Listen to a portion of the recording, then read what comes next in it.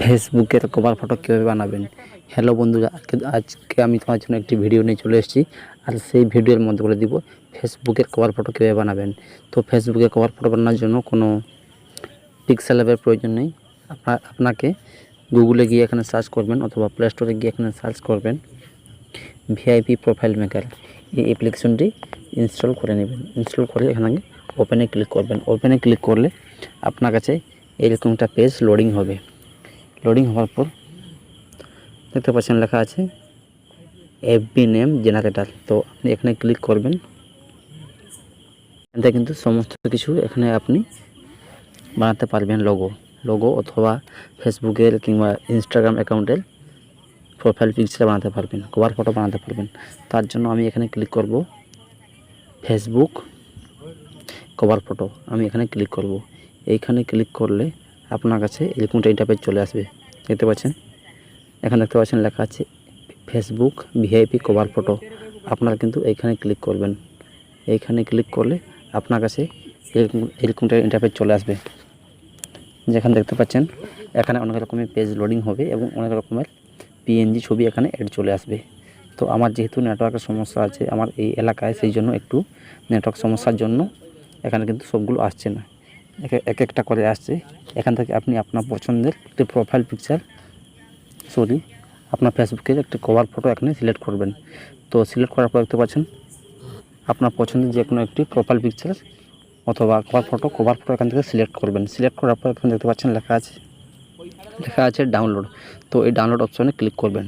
তো ডাউনলোড অপশনে ক্লিক করলে আপনার কাছে এরকম একটা ইন্টারফেস চলে আসবে। যেখানে দেখতে পাচ্ছেন লেখা আছে এই লোগোটা চলে এসেছে লোগো। তো এই লোগোটাকে রিমুভ করার জন্য ওখানে দেখতে পাচ্ছেন নিচে লেখা আছে রিমুভ এ ওয়াটারমার্ক। তো রিমুভ ওয়াটারমার্কে ক্লিক করবেন। এখানে ক্লিক করলে এখান থেকে কিন্তু একটি অ্যাড দেখতে হবে। সে অ্যাড দেখলে আপনার কিন্তু সেই ওয়াটারমার্কটি রিমুভ হয়ে যাবে। এখান থেকে ভিডিওটি ওয়াচ করবেন, যার ফলে আপনার লোগোটা রিমুভ হয়ে যাবে। তো আমি এখান থেকে ভিডিও ওয়াচ করছি। এইখান থেকে এডটি দেখার পর এখানে দেখতে পাচ্ছেন লেখা আছে এই ক্লোজ অপশান। তো এই ক্লোজ অপশানে ক্লিক করবেন। ক্লোজ অপশানে ক্লিক করলে আপনার কিন্তু এই ছবিটি বিনা ওয়াটারমার্কে ডাউনলোড হয়ে যাবে। তো ডাউনলোড করার জন্য এখানে কিন্তু দেখতে পাচ্ছেন এই ডাউনলোড অপশান, এখানে ক্লিক করবেন। এখানে ট্যাপ করলে এখানে কিন্তু আপনার ফটোটি সেভ হয়ে যাবে। তো সেভ হয়ে যাওয়ার পর এখানে কিন্তু সেভ হয়ে যাবে, ঠিক দেখতে পাচ্ছেন। আর ফটো এখানে কিন্তু ডাউনলোড হয়ে গেছে।